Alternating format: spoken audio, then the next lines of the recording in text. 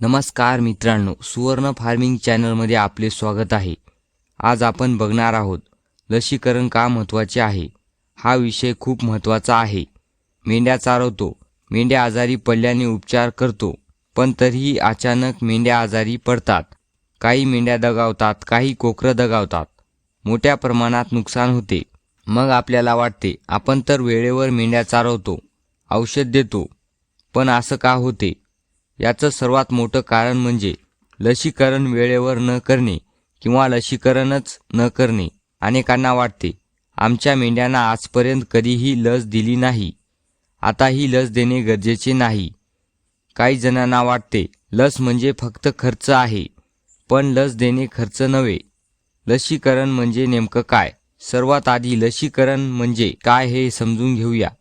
आपल्या शरीरात जसं रोगाशी लढण्यासाठी नैसर्गिक शक्ती असते, तशीच मेंढ्यांच्या शरीरातही नैसर्गिक शक्ती असते. पण काही रोग इतके धोकादायक असतात की शरीराला त्याची आधी ओळख नसते. अशा वेळी रोग शरीरात शिरला की तो झपाट्याने वाढतो. लसीचं काम म्हणजे रोग येण्यापूर्वी शरीराला त्या रोगाची ओळख करून देणे.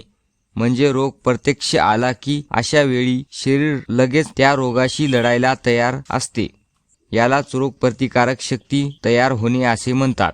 लस म्हणजे औषध नाही, हा सर्वात मोठा गैरसमज आहे. औषध रोग झाल्यावर दिलं जाते, पण लस आजार होऊ नये म्हणून दिली जाते. म्हणून आजार झाल्यानंतर लस देऊन काही उपयोग होत नाही. लसीकरणाचे महत्त्व कोणते? मेंढ्यांचा, कोकरांचा जीव वाचतो. एक मेंढी वाढवायला अनेक महिने, वर्षे लागतात. चारा, औषध, पाणी, मेहनत, वेळ हे सर्व एक मेंढी तयार करण्यात लागते. पण सगळं एका रोगामुळे संपून जाऊ शकते. लसीकरणामुळे संसर्गजन्य रोगाचा धोका कमी होतो. कोकरांना 3 महिन्याचे झाल्याने लस द्यावे. 3 महिन्याच्या आधीच्या कोकरांना लस करू नये. कोकरं सर्वात नाजूक असतात. त्यांची रोगप्रतिकारक शक्ती कमी असते. त्यांच्यासाठी 3 महिन्याचे कोकरं झाल्याने योग्य वेळेवर लसीकरण करून घ्यावे. त्यावेळी त्यांचं जगण्याचं प्रमाण वाढते. लसीकरणामुळे मोठे आर्थिक नुकसान टाळते. एक मेंढी मेली तर हजारो रुपयाचे नुकसान होते, तर तिची किंमत तर जातेच, पण भविष्यात मिळणारी कोकराचे उत्पन्न कमी होते. लसीकरण हा खर्च नसून गुंतवणूक आहे. संपूर्ण कळपाचं संरक्षण होते. एका मेंढीला रोग झाला तर तो अनेक मेंढ्यांना पसरतो. कळपात पूर्णपणे रोग पसरतो. लसीकरण केल्याने कळपाला रोग पसरत नाही. जरी रोग आला तरी रोग लवकर कमी होतो. उपचाराचा खर्च कमी होतो. रोग झाल्यावर डॉक्टर, औषध, वेळ हे सगळं वाढते.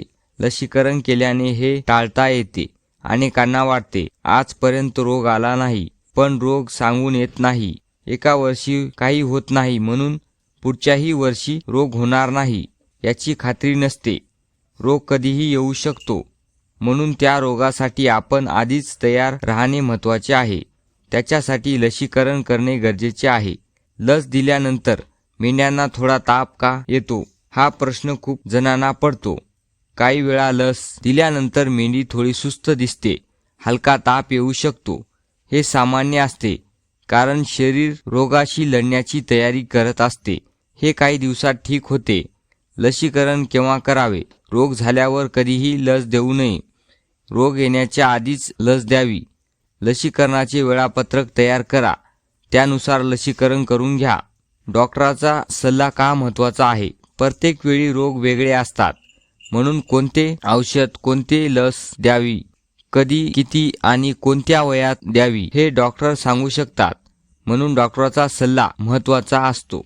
मेंढी पालनात नफा फक्त मेंढ्या चारून मिळत नाही. आरोग्य व्यवस्थापन केल्यावरच नफा जास्त मिळतो. आणि आरोग्य व्यवस्थापनाचा सर्वात मजबूत पाया म्हणजे वेळेवर लसीकरण करणे.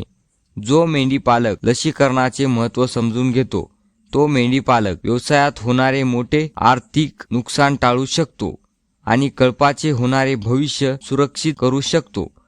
आजच्या व्हिडिओत आपण बघितलं आहे लसीकरण का महत्त्वाचे आहे. पुन्हा भेटूया नवीन व्हिडिओमध्ये. तोपर्यंत धन्यवाद.